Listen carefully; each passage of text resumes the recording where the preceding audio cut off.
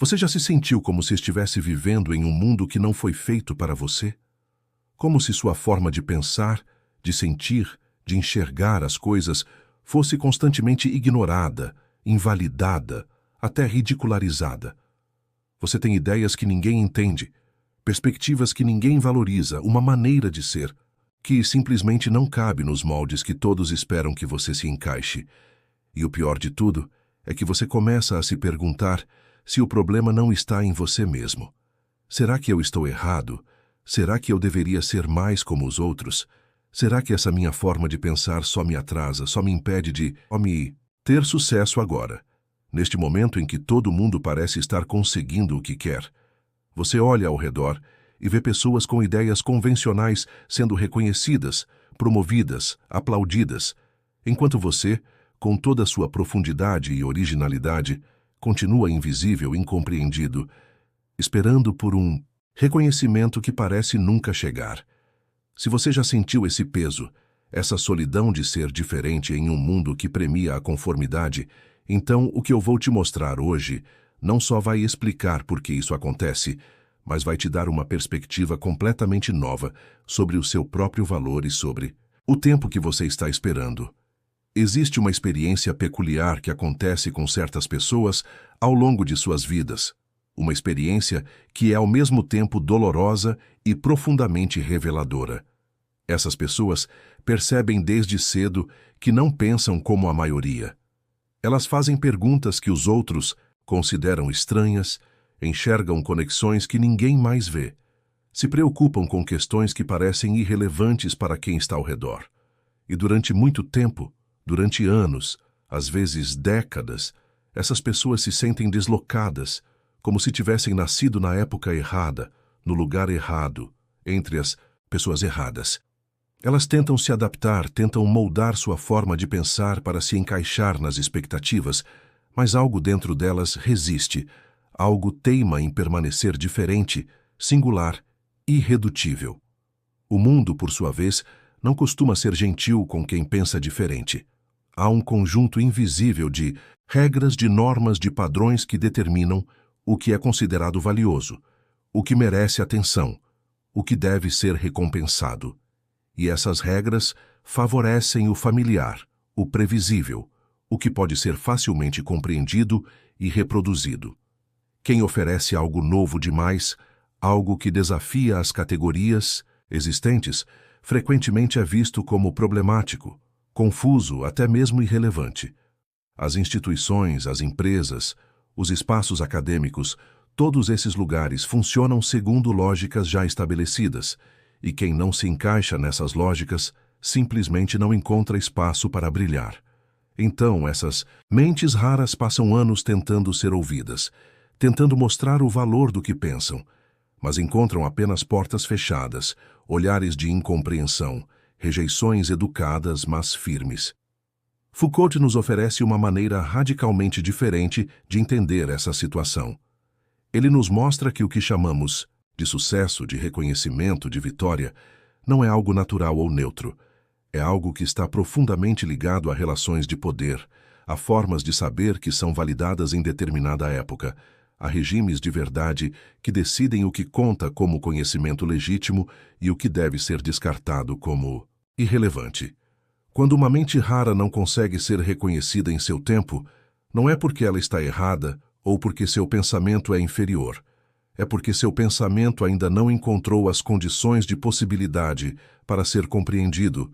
Ainda não existe um espaço discursivo que possa acolhê-lo. Ainda não há práticas sociais que possam validá-lo. O que Foucault chama de episteme, que é o conjunto de relações que define o que pode ser pensado, dito e aceito como verdadeiro em uma determinada época, funciona como uma espécie de grade invisível que filtra tudo o que aparece diante dela.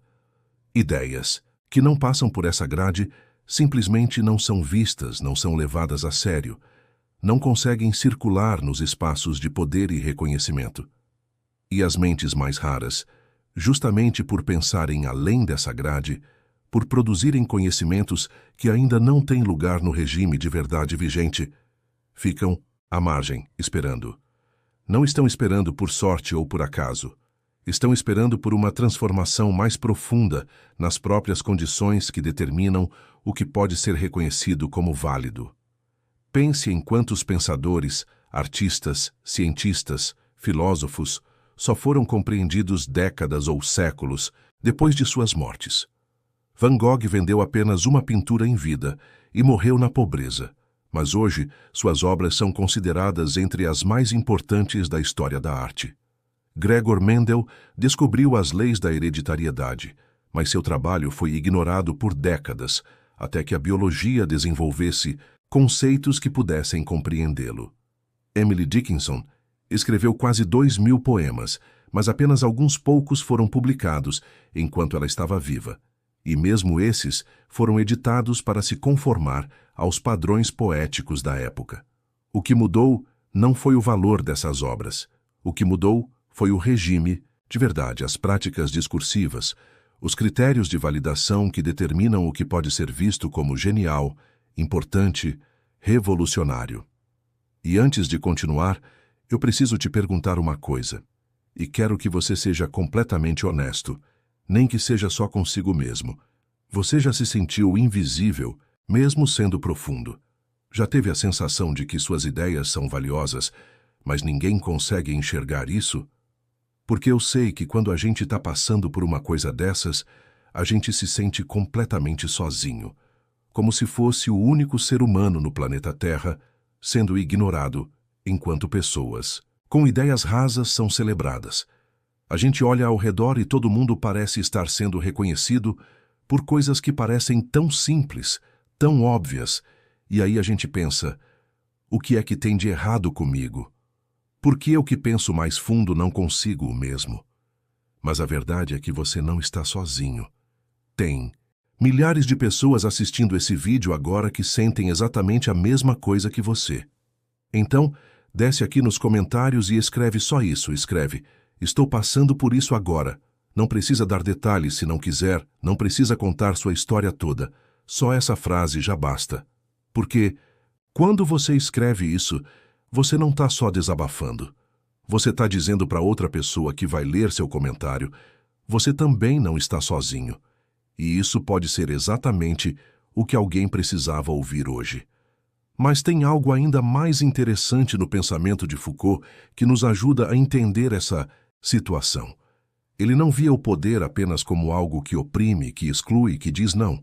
Ele entendia o poder também como algo que produz, que cria realidades, que constitui sujeitos. Quando uma mente rara não é reconhecida em seu tempo, ela está vivenciando uma forma específica de poder que produz determinados tipos de sujeitos como válidos e deixa outros nas margens. Mas essas margens não são apenas lugares de exclusão, são também lugares de resistência, de criação, de possibilidade. É nas margens que nascem as ideias que vão transformar o centro. É no que ainda não é aceito que mora o futuro.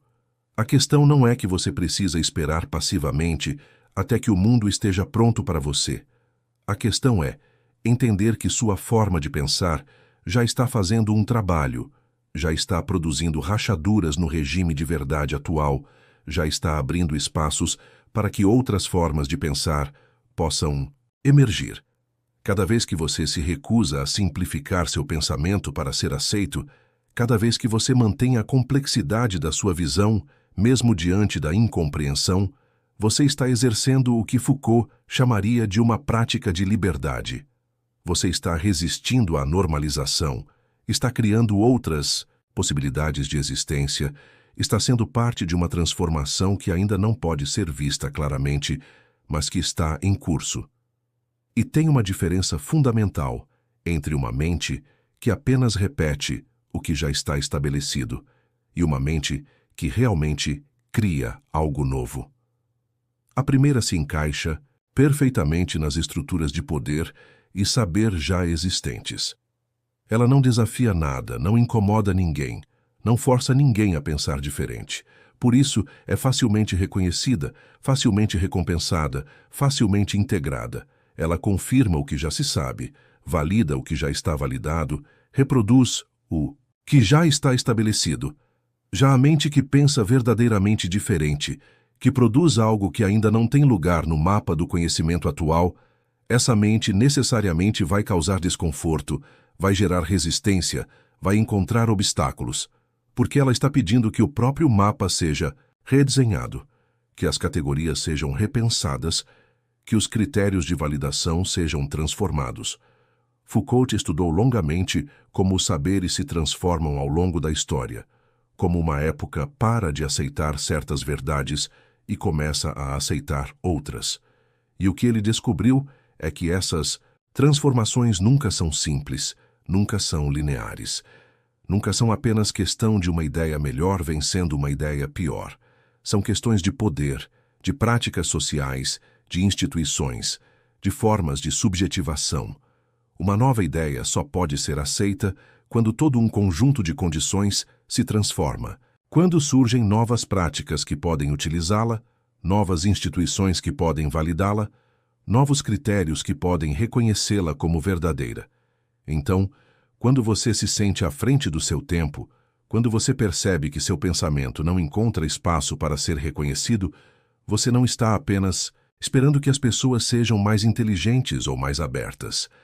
Você está esperando que toda uma configuração de poder e saber se transforme. E essa transformação não acontece da noite para o dia. Ela acontece lentamente, através de pequenas rachaduras, pequenas resistências, pequenas criações que vão se acumulando até que, em algum momento, uma nova configuração se torna possível.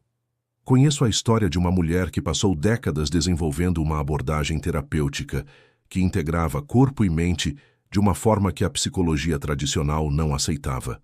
Durante anos, ela foi ridicularizada, teve artigos rejeitados, não conseguiu financiamento para suas pesquisas, foi vista como uma espécie de charlatã por seus colegas mais estabelecidos. Ela não desistiu porque tinha certeza de que estava no caminho certo, mas viveu com a dor constante de não ser compreendida, de ver seu trabalho ser descartado como irrelevante. Décadas depois, quando os paradigmas da psicologia começaram a mudar, quando neurociência começou a mostrar as conexões profundas entre corpo e mente, quando práticas corporais começaram a ser validadas cientificamente, o trabalho dela finalmente encontrou espaço. De repente, ela não era mais uma marginal. Era uma pioneira. Mas ela sempre foi uma pioneira. O que mudou não foi ela. Foi o regime de verdade que finalmente pôde acolher o que ela sempre soube. E isso nos leva a uma pergunta crucial. O que você faz enquanto espera? Como você vive sabendo que seu tempo ainda não chegou? Foucault nos daria uma resposta muito específica.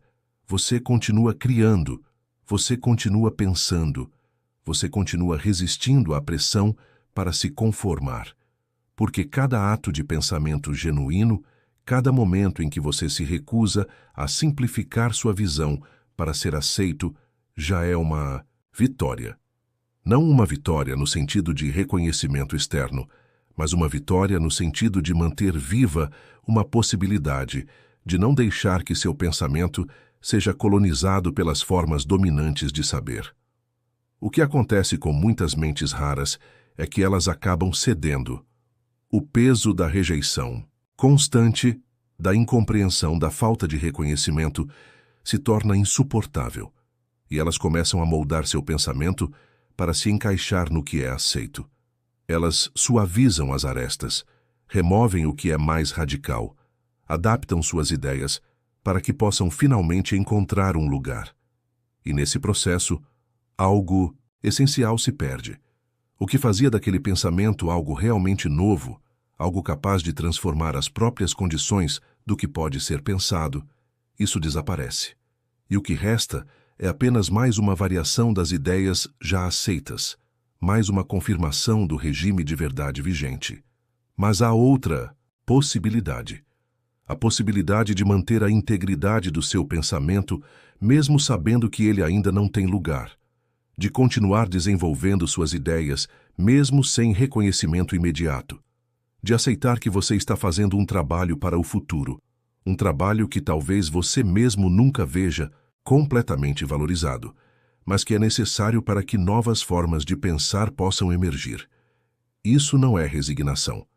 É uma forma profunda de resistência. É a recusa em deixar que o poder vigente determine não apenas o que você pensa, mas como você pensa. Se você chegou até aqui neste vídeo, eu sei que você não está apenas buscando informação. Você está buscando uma forma de continuar acreditando no valor do seu próprio pensamento, mesmo quando ninguém mais parece acreditar. E eu quero te dizer uma coisa: você não precisa passar por isso sozinho. Este canal existe exatamente para pessoas como você. Pessoas que estão cansadas das respostas superficiais, que querem ir mais fundo, que têm coragem de manter sua singularidade mesmo diante da pressão para se conformar. Toda semana eu trago reflexões como essa, explorando os cantos mais profundos da experiência humana através da filosofia. Se você quer continuar essa jornada, se inscreve no canal e ativa o sininho. Não porque eu preciso de números, mas porque você merece ter um espaço onde pode pensar diferente, sentir diferente, ser diferente.